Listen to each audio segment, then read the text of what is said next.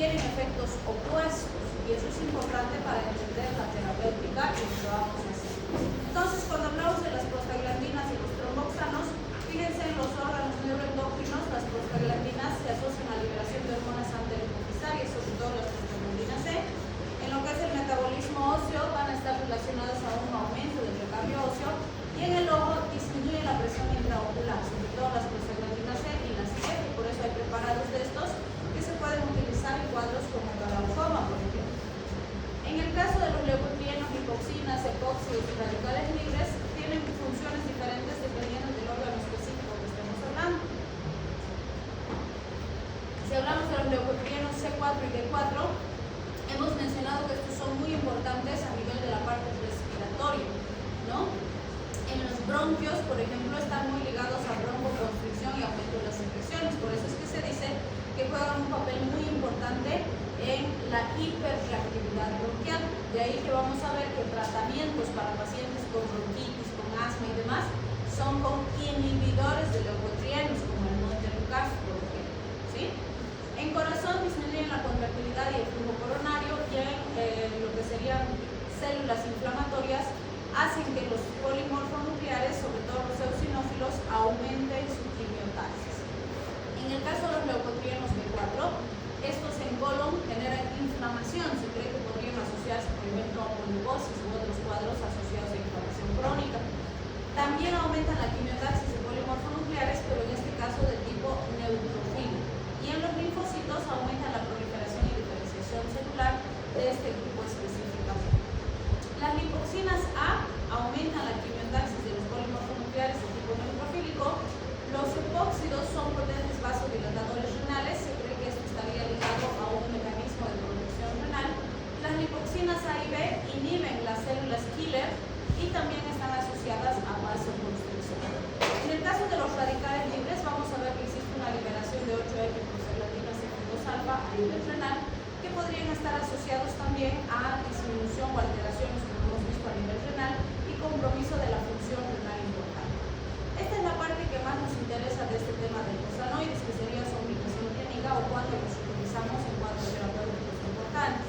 En el aparato reproductor femenino dijimos que tiene acción oxitósica, y estamos diciendo acción oxitósica, no estamos diciendo que es oxitocina, ¿sí?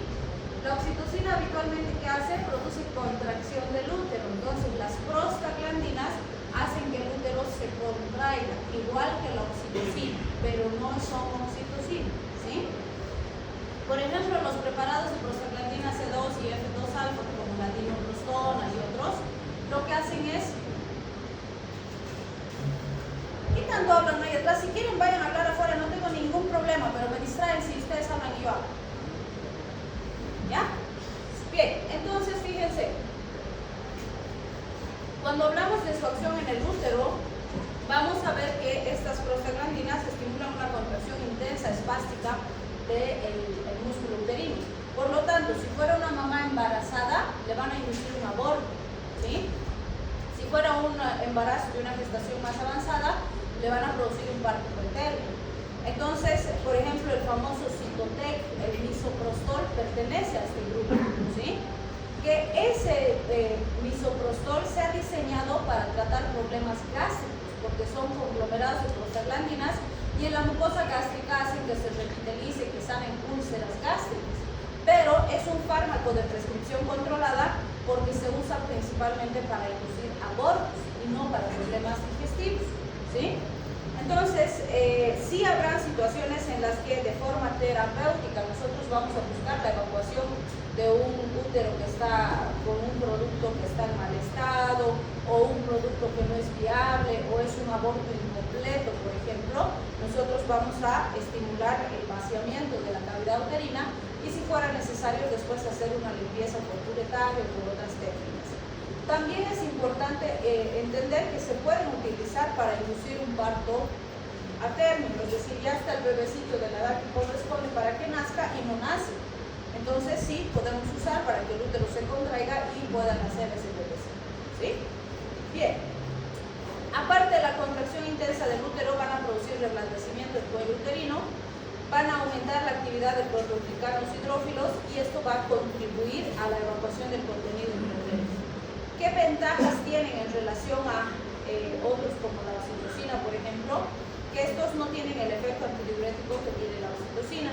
Como desventajas sí tienen bastante sintomatología adyacente como náuseas, vómitos, diarrea, broncoconstricción, más si son prostaglandinas F2A, ¿sí? Entonces con esa aplicación se ha podido utilizar.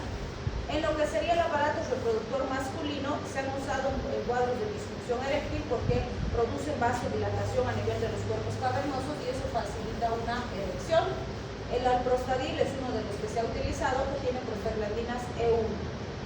En dismenorrea también se han usado prostaglandinas E2 y F2-alfa justamente para regular el ciclo en pacientitas que tenían ciclos muy irregulares. El requisito es que nos cercioremos de que no es una paciente gestante, porque se podría inducir un aborto, ¿sí? En el aparato cardiovascular pues tiene grandes beneficios en pacientitos con hipertensión arterial o hipertensión pulmonar que no responden a las terapias convencionales. Pueden ayudar porque el efecto vasodilatador y diurético, por ejemplo, de las prostaglandinas C, nos ayudan a controlar mejor la presión arterial acompañando a los otros fármacos antihipertensivos. En las hipertensiones pulmonares que no responden bien y que de hecho son de respuesta más difícil, por decirlo así, con los fármacos convencionales, el epoprostenol, que es prostaciclina, ha ayudado de forma significativa a mantener presiones más apropiadas.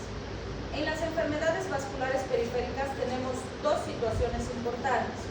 Por un lado, por ejemplo, cuando queremos mantener el conducto arterioso permeable, le damos al pacientito recién nacido prostaglandinas E1 y prostaciclinas para mantener permeable. ¿Qué implica eso? Durante la vida intrauterina, el conducto arterioso y otros conductos mantienen una comunicación izquierda-derecha entre los dos lados del corazón y de circulación, porque es la madre la que se encarga de oxigenar la sangre, ¿sí? En el momento del nacimiento, todas esas comunicaciones del lado izquierdo con derecho tienen que cerrarse, ¿sí? Y es así que se separa la circulación mayor y la circulación menor, como han aprendido en embriología. En algunos casos, por decirles, el bebecito tiene una malformación congénita cardíaca importante y necesita cirugía para corregir esa malformación, es deseable que el conducto se mantenga permeable hasta que se haga la corrección quirúrgica. En ese caso le damos prostaglandinas para mantener esa continuidad hasta que se pueda operar al paciente, ¿sí? Ahora, puede pasar el otro caso, que por ejemplo ha nacido nuestro bebecito prematuro y no se ha cerrado completamente, o sea, se han estado terminando los cierres, la separación del lado izquierdo y derecho, pero el conducto arterioso se ha quedado parcialmente abierto, ¿sí? No grande, no es necesaria una intervención quirúrgica, pero cuando auscultamos al bebecito se escucha un soplo ahí, porque hay un shunt de izquierda a derecha, se está mezclando la sangre arteriosa y la pulmonar, entonces, o la venosa y la arteriosa. Entonces, en ese caso, por ejemplo, no necesitamos operar al paciente porque la conexión es pequeña. ¿Qué hacemos? Le damos inhibidores de prostaglandinas, como AINES, que van a bloquear la COX, y al bloquear la producción de prostaglandinas, ese conductito que está parcialmente cerrado va a terminar de cerrarse, ¿sí? Y después de unos meses, el pacientito ya no va a tener el soplo, ya no se va a poner cianótico cuando llora, y se ha solucionado el problema sin necesidad de realizar una intervención, ¿sí? Entonces también se puede usar de esa forma y obviamente el uso de AINES, por ejemplo, van a ver cuando veamos AINES, está contraindicado en el último trimestre del embarazo.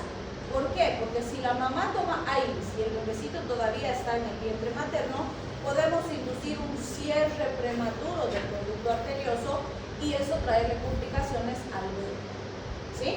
Entonces vean, las dos aplicaciones se asocian. En relación a la aplicación en sangre tenemos el efecto antitrombótico. Recuerden que la aspirina, que es el prototipo de los AINES que vamos a ver en la siguiente clase, es un antiagregante plaquetario, eso hemos visto el sábado, ¿se acuerdan? Entonces, al bloquear la COX, evita la producción de tromboxano, y si no hay tromboxano, se interrumpe la agregación plaquetaria. Cuando uso AINES, bloqueando esta vía, cuando tengo riesgo de trombosis, pacientes con cardiopatías, con varices, con antecedentes de que ya han tenido ACVs, etc., es deseable evitar la agregación plaquetaria para disminuir el riesgo de trombosis. ¿sí?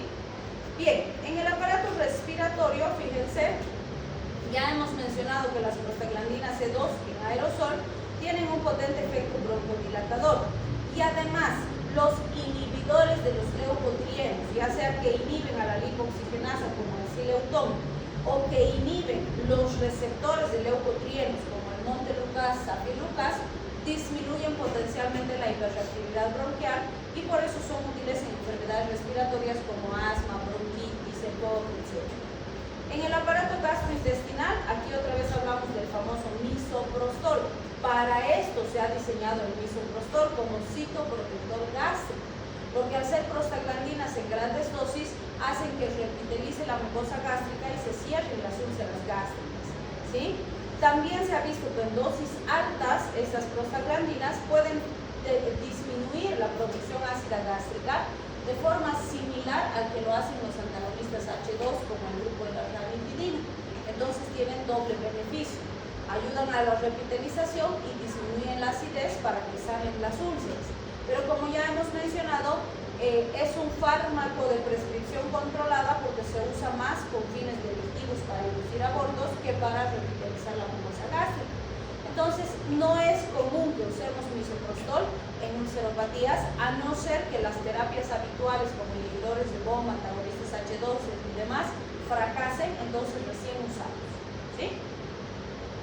Bien, si hablamos del sistema inmune, fíjense, por esta vía de los eicosanoides se está produciendo prostaglandinas, prostaciclinas, trophoxanos, interleuquinas, quimiotaxis de células inflamatorias, vale decir, todo lo que habitualmente se produce por el sistema inmune en una respuesta inflamatoria, en una respuesta inmunitaria.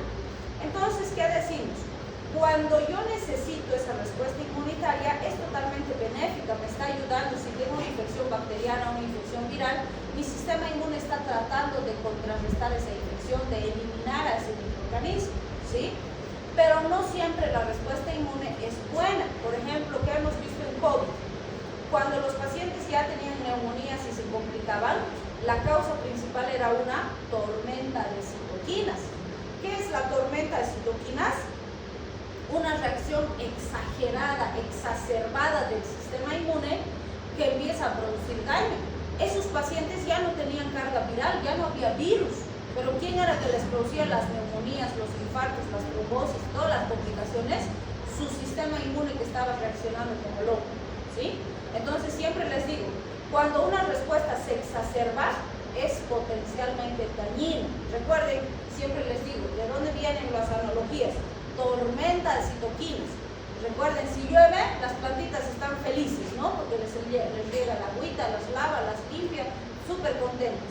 Pero si llueve como tormenta y viene con viento, con granizo y demás, las destruye a las plantitas, las rompe, las parte, les lesiona sus hojitas y demás y las lastima. En vez de ayudar, perjudica. Con el sistema inmune es igual. Cuando la respuesta es controlada, ayuda, me beneficia, me cuida. Pero si es exagerada, me puede matar, ¿sí?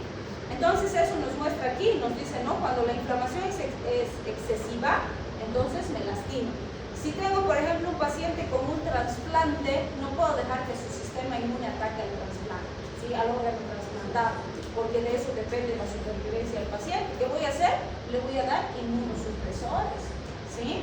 O, por ejemplo, si tengo un paciente con una enfermedad autoinmune como la artritis, lupus, psoriasis, ¿cuál es el problema? Su sistema inmune se ha confundido y lo está destruyendo al paciente. Entonces, ¿qué hago? Que su sistema inmune trabaje menos. No al 100% porque lo necesito, pero necesito que trabaje menos intenso para que no destruya tan rápido. Curarlos no se puede, pero controlar su enfermedad para que progrese lentito, sí se puede, ¿sí? Bien, y el glaucoma también puede utilizar, por lo que dijimos, estos compuestos lo que van a hacer es disminuir la presión intraocular, ¿sí? Bien, ok, entonces no se olviden, hasta aquí va a ser